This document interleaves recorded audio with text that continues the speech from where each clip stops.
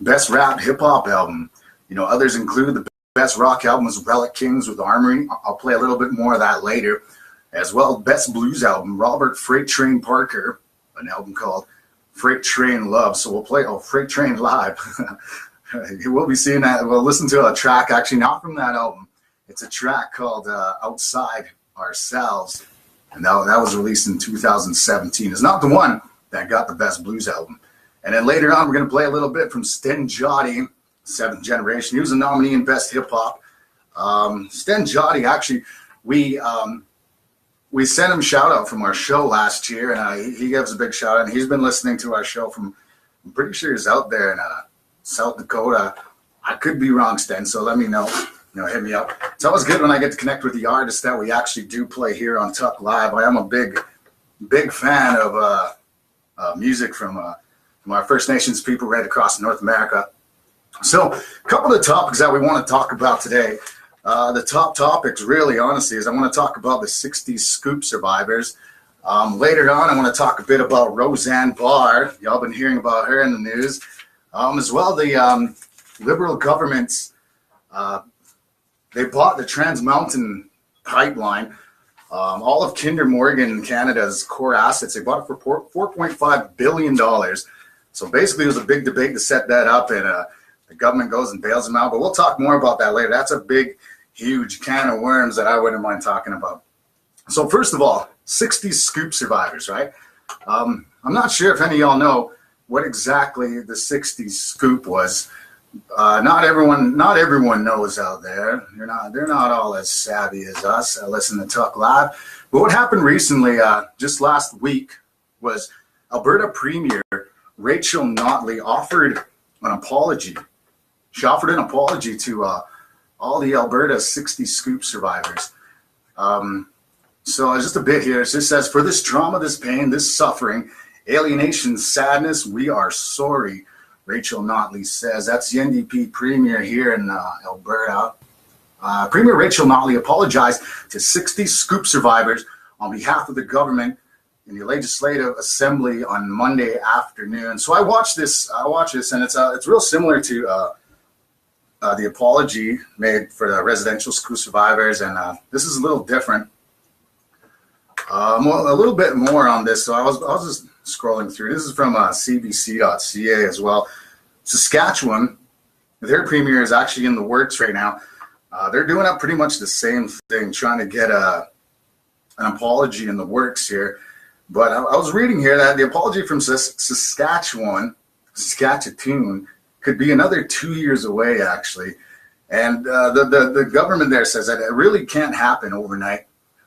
But the thing about it is they have been in talks for a few years now, actually. They've been talking about this, and what did he say here? He said that it's really up to the First Nations of Saskatchewan to really get this going. So it says, Deputy Premier, Saskatchewan Deputy Premier Gord Wyant said the meetings, which he said calls very encouraging, have included the Minister of Social Services, Government Relations, and himself. The apology can only be meaningful once we've heard the stories, once we've heard their stories of the pain, the anguish, what went through as a result of what happened to their families. Yeah. So I don't know what's going on there. I didn't even know there was an apology that was going to happen, honestly. And for all y'all that don't know what the 60s scoop is, let me just give you a quick Wikipedia version here of what the 60s scoop is. So basically, it began in the late 1950s and into the early 80s, and it's estimated that over 20,000 Aboriginal children were taken and fostered or adopted out of Aboriginal families, First Nation families, between those 30 some years. They were sent to mostly middle white class families in Canada, the United States, the UK, and a lot of them ended up in Western Europe. So they were sent out all over the world, mostly middle class families. Now, the idea behind this was a lot of it had to do with assimilation. It had to do with absorbing the First Nations people into the body politic of Canada. And part of that process was to try and absorb them into white families, hoping it would change them. And the thing about it, though, the problem was a lot of these children once they were taken into these families, they turned 18, they became of age, and they're sent out on, and the families did not take care of them anymore. Paycheck wiped out, you care of them no more. So it got a little hard for families to take care of them, and a lot of them were just cut off totally from what they thought was their family. Now, what this does a lot, because they were plucked from their rural communities or whatever there was, what reserve they're on, and they're taken live in these families.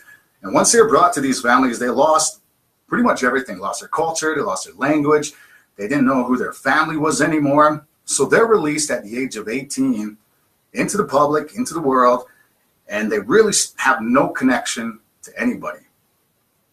As First Nations people, we already are not really fully accepted into this society, but once you're raised by the white society and then released back into the society, you got the face and the body of a First Nations person, but you don't got the mind of a First Nations person. And honestly, going back home is hard, going back to the res. If you haven't grown up on the res and you don't know your family, you don't know where you come from, you don't know your language, you don't know the customs, the traditions, the heritage, all that stuff. You don't know your cousins, your family.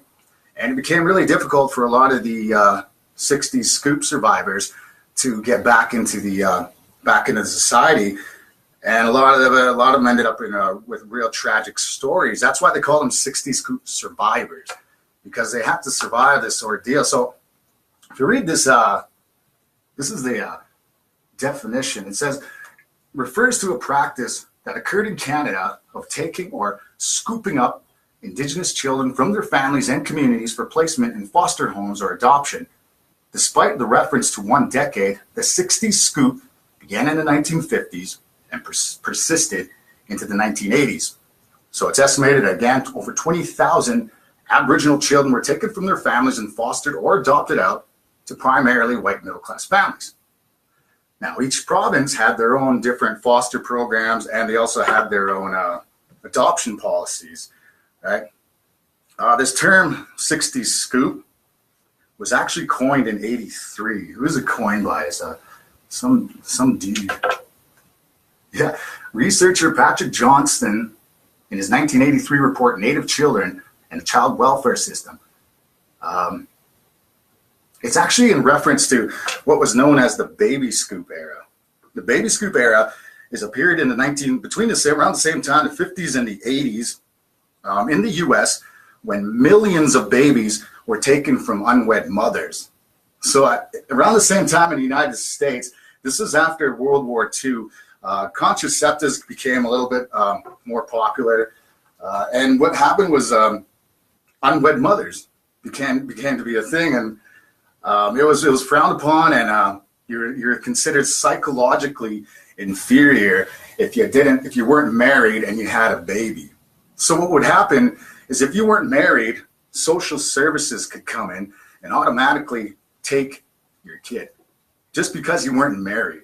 So that's what happened, and that's what they referred to as the baby scoop era in the United States. And it was happening in Canada at the same time, just the Aboriginal families, simply for purposes of assimilation. Down there, it was a little bit different. It was unwed mothers. Today, if you look into it, there's actually a new term called the millennium scoop. Now, the millennium scoop is what's happening to our kids right now, is the new generation of parents are losing their children into this federal system where our children are being passed around by social services, by different government agents, and basically taken away from their families and their parents, because it's thought of, the same thought, that they'll be raised better by other people, but not from their parents. So that's what's going on right now. And that's what Premier Rachel Notley was apologizing for, was that big, huge 60s scoop.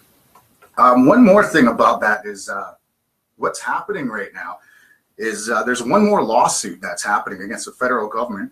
And this is coming from the Métis people. And what they're doing right now is they're a little bit upset because the Métis and non-status Indians right across Canada were also included in this big, huge 60s scoop, but they weren't counted, right?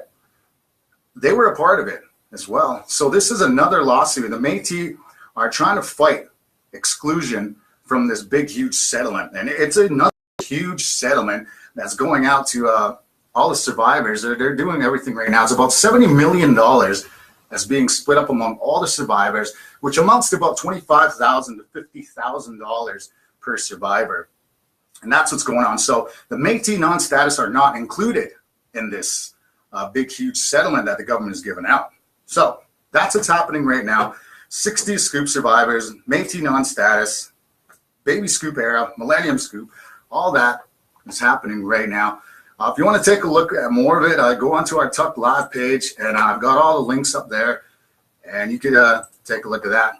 You can take a look at all this. All the stuff I'm talking about is on there. It's from somewhat credible news sources.